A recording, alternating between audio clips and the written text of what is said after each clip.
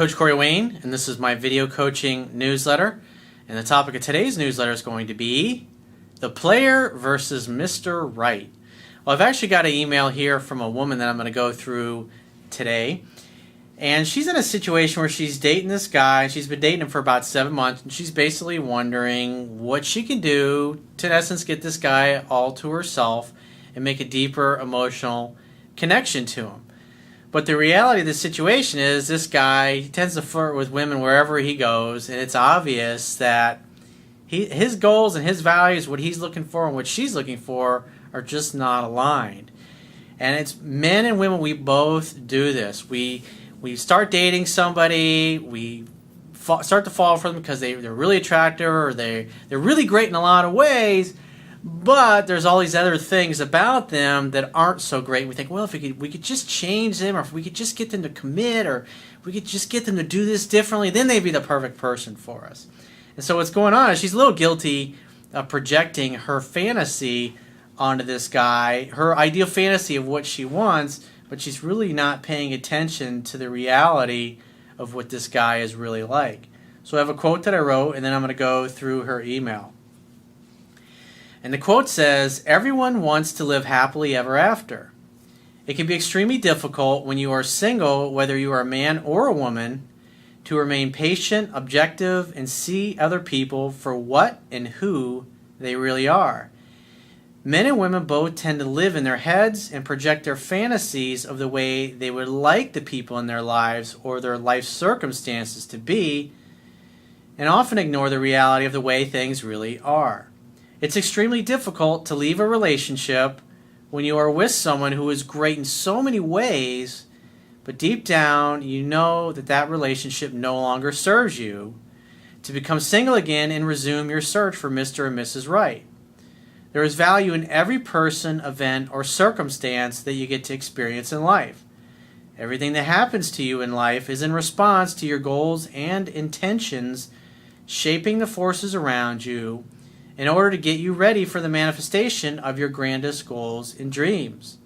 By staying focused on your highest expectations and goals, instead of the current people and circumstances that are presently in your life, you will enable yourself to continue circulating and moving forward towards what you want, so you don't get sidetracked and settle for someone or something that is less than what you really, truly deserve." It's really hard not to fall in love with somebody's potential when there's so many great things about them, and that's, unfortunately, that's the kind of the place that this woman is in here with this particular guy. She says, "Hey Corey, I'm a 44-year-old female, and I've been listening to your videos for over 5 months now, and I read your book, How to Be a 3% Man, twice. That is fucking awesome. Good job. Even though I am a woman, I follow the tips that you suggest to men, and I use it in my," she says, "relationship, if that's what you want to call it. I've been dating a 40-year-old male coworker for 7 months now, and at the very beginning, when I asked him if he had a girlfriend, he said he was dating. Apparently, that was his signal to me that he was not ready to be exclusive. Obviously, he's playing the field, but let's take a closer look. My problem is that he flirts with every woman in the office. At first, I was bothered by it, but I noticed that he flirts with older women, married women, and unattractive women, so I don't take it to heart as much anymore. Sounds like a man who loves women, and he is loved by women. However, my boss moved me into an office next to an attractive woman who I can't stand, i.e., she's probably jealous of her, and I can hear everything that goes on in her office. The man that I am having sex with apparently has been having sex with her too. Hopefully you're practicing safe sex. Because I can hear her laughing on the phone with him all day and setting up dates with her on the weekend. Well, this guy is definitely having a good time. He's an equal opportunity seducer, it sounds like. Maybe he's read my book and he's just not ready to settle down. One time she had to turn him down for sex because she had to pick up her daughter, and 2 minutes later, he texted me to come over to his house. I guess you were the backup. I took him up on his offer, and we had the most amazing sex ever. Because obviously on some level you're thinking, he's going to be with me tonight. I'm going to get him all on myself. He is always asking me for mostly oral sex and regular sex, and I frequently drop whatever I am doing to be with him. Well, you got to ask yourself, out of self-respect and self-love, does it really make sense to drop everything to go be with this one guy who's obviously diddling somebody else in your office? If you had choices and options, would you want to be just somebody's option, or would you rather be a priority to them? Sounds kind of like the girl next to you is a priority, and you're kind of the backup. You're like number 2. It's very hard for me to let my guard down emotionally because I don't want to get hurt, and I am guarded by nature. He does have a lot of good qualities, and he could potentially be marriage material if I don't blow it by acting angry and jealous all the time when I see and hear them flirting with each other. Well, I'd say marriage material, 7 months, and you're still not exclusive. And it doesn't sound like, if this guy flirts with women wherever he goes, and he's fucking somebody else from your office, he's not marriage material. He's a player. And there's nothing wrong with that. That's where his goals and values are. You're looking for somebody to settle down, maybe have a family with, or just maybe somebody to settle down with. And the reality is he's just not that kind of guy. And so he's treating you like a fuck buddy in essence. And so therefore you need to treat him as such. And you should keep your options open and continue looking, continue circulating. Because it's so hard. You obviously have a good time with him. You have great sexual chemistry with him. But what you're looking for and what he is able to offer at this point in his life, it's just not aligned. And so you can't fall in love with his potential. You have this fantasy that he'd be a great marriage partner, but his actions tell me that he's just fucking playing ball. He's like Bob Marley. I mean, Bob Marley had, I don't know, how many kids? Was 5 or 6 different women? Hey, awesome, good for him. Think of all the great music his kids have all produced. That's the beauty of life. There's all kinds of different ways that people go about in their relationship life. And the way I look at it is, doesn't mean any one way or type of relationship is better than anybody else. It's just what you need to do is, until you find somebody whose goals and values are aligned with your own, you got to keep circulating. That's because everybody's like, I just want the search to be over. I want to find that one person. And at the end of the day, it's like Ayn Rand said, you can ignore reality, but you can't ignore the consequences of ignoring reality. And in this case, you are ignoring reality. Doesn't mean you can't have a hell of a lot of fun with this guy and get your brains fucked out until you find a man who's looking for the same things that you are. I want to know what the difference is between being a player and a man's right to date several women until he finds Mrs. Right. Well, I mean, at the end of the day, you look at the guy's actions. He's fucking the girl next to you.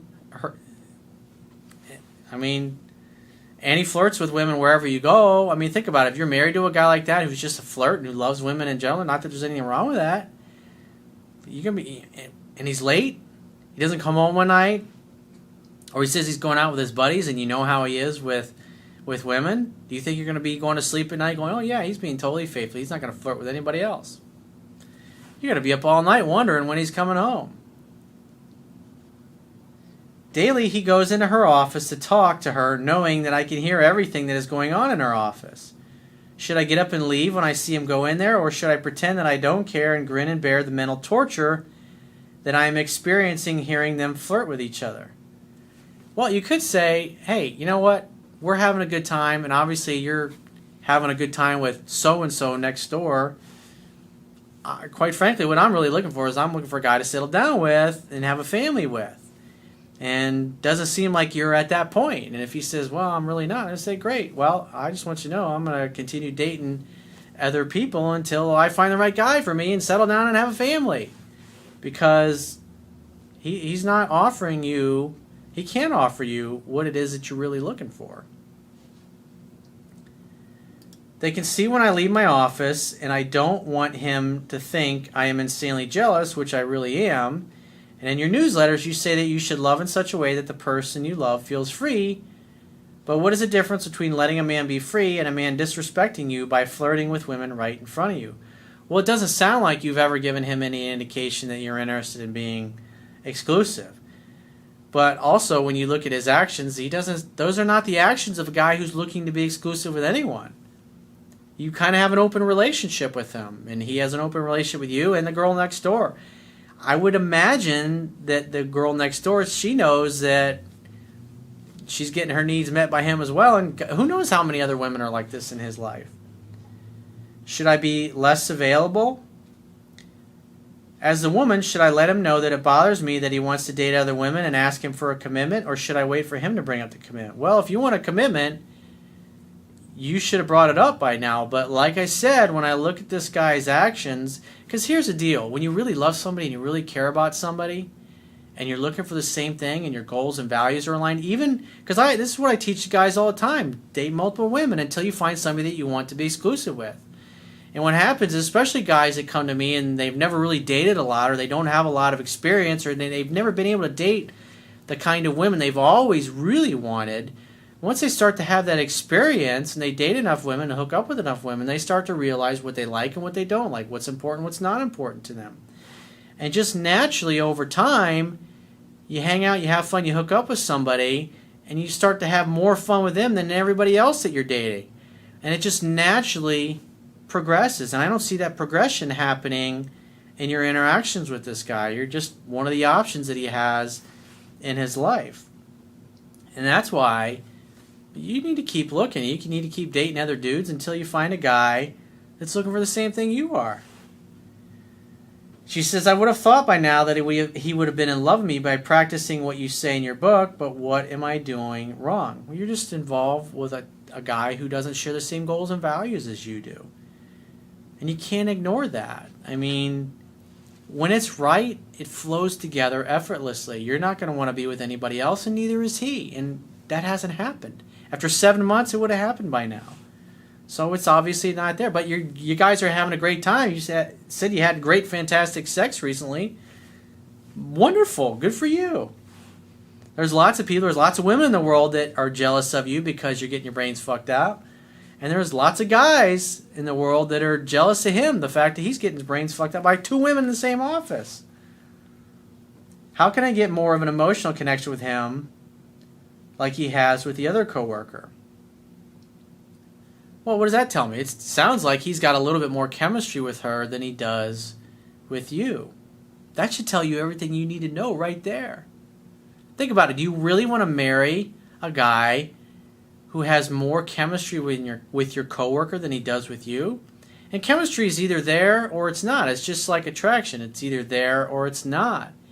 You either really like hanging out with somebody or you don't. And there's varying degrees in between. But out of self-love and self-respect, you should say, as great and as much fun as this guy is, you know what? I want to connect with somebody on the level that he's connecting with her. And that's why you need to keep searching. You need to keep looking. That's basically where you're going wrong. You haven't kept your options open with this guy. You're projecting your fantasy onto him, and you're ignoring the fact that he has more chemistry with the girl in the office next to you than you do with him. Why on earth would you want to spend your life with somebody like that? Especially have kids, raise a family. I mean, relationships are hard enough. And, I mean, at the end of the day, you grow old together. I mean, at some point, I mean, sex is really a small part of relationships. You want to be with somebody that you love hanging out with, that it's always fun and you always enjoy hanging out together. And I don't see that here. Today I was so angry when I heard them flirting with each other, that when I noticed later on today that he was trying to get my attention and make eye contact with me, I completely ignored him and he walked away. I don't like to do things like that, but I am really hurt. I'm falling madly in love with him. That's a big fucking mistake. And would love to be his wife one day. Think about that. How much self-respect and self-love and how much value do you place on yourself to think and delude yourself into thinking you'd love to be his wife someday when he has more chemistry with a girl next to you? Fuck that. How do I make things happen to make him choose me instead of her? You need to. This is not about this particular guy, just like I shared in the quote that I wrote. This is about you staying focused on your goals and your values and what you want in a relationship, and seeing this open relationship that you have with this guy for what it really is. He's a great fuck buddy, and nothing more than that. I mean, you want somebody that will be a great husband to you and that you can be a great wife to. It's just not here. I know it's probably not what you wanted to hear, but that's reality. And out of self-love and self-respect, you need to keep circulating. You need to keep searching until you find somebody that is going to blow off all the other women that they're dating and only be with you. And this guy's not doing that. Why? Because he doesn't feel it. It's just not there. And it doesn't sound like that's really his nature anyways. His nature, he looks like a guy that's hanging out, having fun, and hooking up with as many women as he wants.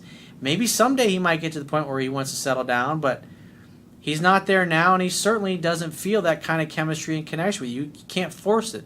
That's like seeing somebody and going, wow, I really want to be with that person, but they're not attracted to you.